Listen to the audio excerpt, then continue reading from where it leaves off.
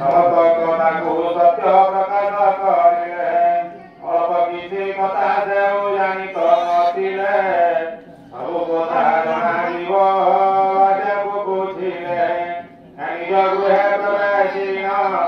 आराकिलेनि नारी पचारिले संसार से कहिला कि परि कपट करिन नारी बलक्ति वचन आम्भे जहाँ कहू अछु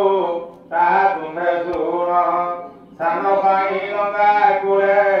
जाइथिला देहु केउ देवी पदेश हो अभिशाप पाई मदन सुंदर से अभिशाप देले सज्जन होई बोलिला कानन मध्यरे आहारे कपाले सेकी दोष करिथिला कर्म बलाए पड़िसे